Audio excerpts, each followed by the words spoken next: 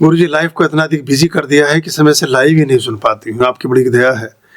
अच्छा मुनेश लोहिया, बहुत अच्छी बात है, आप बिजी होते जाएं और पर बिजी भी रहिए और इजी भी रहिए। अगर सिर्फ बिजी हो गए इजी नहीं हुए तो फिर वो और एक बात हो जाती है।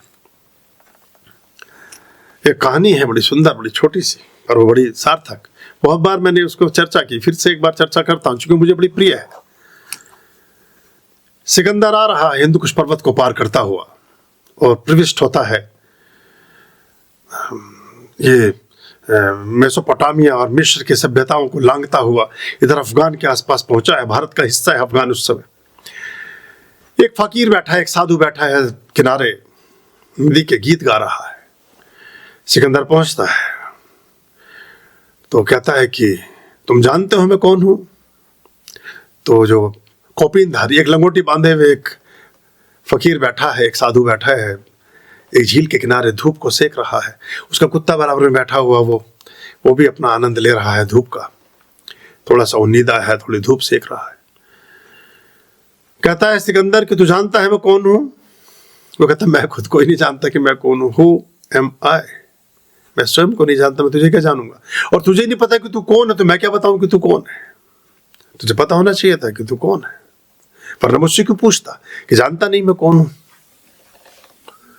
कहता बात कुछ रोचक सी लग रही है। उसने कहा कि मेरे शान में गुस्ताखी है, तलवार पर हाथ चला जाता, आधी तलवार बाहर है।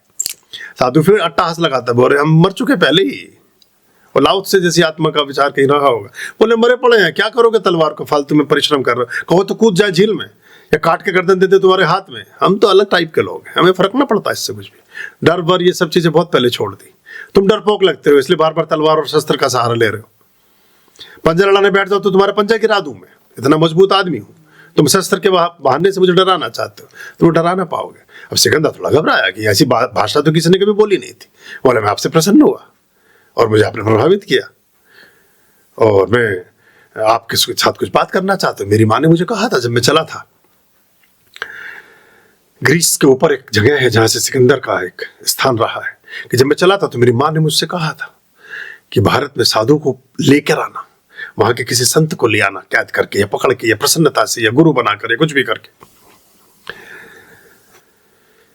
तो क्या आप मेरे साथ चलना चाहेंगे? बोले हम कहीं जाते आते नहीं है, हम यहीं अपने मस्त हैं, अपने यहीं रहेंगे, अपनी मौज है, चलना मन होगा तो चलेंगे, आपके कहने से ना जा सकेंगे। तो उन्होंने कहा तुम कौन हो, क्या करने निकले? अच्छा चलो बात कर लेते हैं थोड़ी। बोले मैं सिकंदर हूँ, मैं दुनिया जीतता हुआ आया हूँ। मैंने ये जीता, मैंने वो जीता, मैंने अफगान जीत लिया, मैंने मिस्र जीत लिया, मैंने पर्शिया जीत लिया, मैंने यूरोप को जीता और अब मैं भारत जीतूंगा। और उसके बाद फिर मैं श्रीलंका, फिर जो देश थे, जब दो चार मतलब जो हिस्से थे, श्रीलंका तो भारत का ही हिस्सा था, कि चीन है, तिब्बत है और कुछ आगे के स्थान है, वो जीतूंगा। बोले उसके बाद फिर मैं रशिया जाऊंगा, फिर मैं जापान। बोले उसके बाद, बोले वो फिर घबराया, बोले इसके बाद की तो मेरे पास कोई योजना नहीं है। बोले नहीं सोचो फिर क्या करूं? बोले जब इतना जीत चुका हूंगा तो मैं आराम करूंगा। तो बोला अपन अभी भी कर रहे हैं, आराम ही कर रहे हैं। तो ये सारा कुछ करने के बाद आराम करेगा तो इससे ज्यादा संपदा अपने पास आज भी है, तो तू लूटपाट में जहां भी लगा रहा। अब सिकंदर बैठ गया घुटनों के बल। बोले तो बात जरा बड़ी हो गई। और बात तो ठीक है कि तुम्हारी कुल संपदा अगर एक लोटे का जल भत जैसी हो।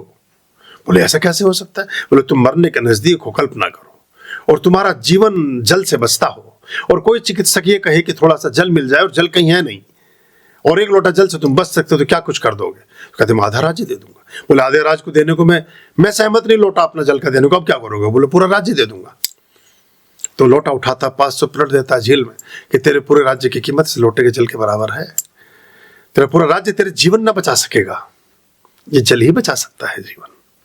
और कहते हैं कि सिकंदर वहां रुका, उसके पैर छुए, अपने साथ निवेदन किया और वो चला। और बाद में डायोजनीज के रूप से जिसको हम जानते हैं, वो वही एक भारतीय अध्यात्म के महासागर का गुरु था, तो उसे सिकंदर ने अपना गुरु माना और आगे की यात्रा छोड़ करके, पोरस से लड़ाई हो चुकी थी, उसके बाद की घटना है, वापस अपने देश लौट चला। और वो जो हाथ कॉफिन से बाहर लटकाने की घटना हुई, सब वो उसी गुरु की शिक्षाएं थी, जो सिकंदर का हृदय परिवर्तन जिसने कर दिया। तो अगर आराम ही करना है तो आप कर ही रहे हैं, सबसे अंत में यही करना है, ये आप कर सकते हो, इसके लिए आप पर्याप्त हैं, इसके लिए कुछ ज्यादा जरूरत नहीं है। अभीप्साएं और जो कृत्य है वो सोचते हैं कि हम ये कर लेंगे तो ये हो जाएगा। आप तो बहुत कुछ कर ही रहे हो, क्या कुछ हो गया है? क्या कुछ कर लिए हो? क्या कुछ पा गए हो 20 वर्षों से, 30 वर्षों से, 10 वर्षों से, 5 वर्ष से, 50 वर्ष से? कर ही तो जा रहे हो क्या रहा है? हो कुछ भी नहीं रहा, हो वही रहा है जो वो चाह रहा है। तो जो वो चाह रहा है वो करो, फिर वो होगा जो तुम चाहते हो। नारायण हरि। आर्यं शरणं शुभमस्तु, संभवकरणं हरमस्तु, देवं वर्णं कर्मस्तु, पापं चरणं परमस्तु, पापं धर्मं मर्मस्तु, तारं कर्मं धर्मस्तु, हृदयं बीजं धर्मस्तु, शोकं दुःखं हरमस्तु, शोकं दुःखं हरमस्तु। आर्यं शरणं शुभमस्तु, संभवकरणं हरमस्तु, देवं वर्णं कर्मस्तु, पापं चरणं परमस्तु, पापं धर्मं मर्मस्तु, तारं कर्मं धर्मस्तु, हृदयं बीजं धर्मस्तु, शोकं दुःखं हरमस्तु, शोकं दुःखं हरमस्तु, पापं धर्मं मर्मस्तु, तारं कर्मं धर्मस्तु, हृदयं बीजं धर्मस्तु, शोकं दुःखं हरमस्तु, शोकं दुःखं हरमस्तु, शोकं दुःखं हरमस्तु, शोकं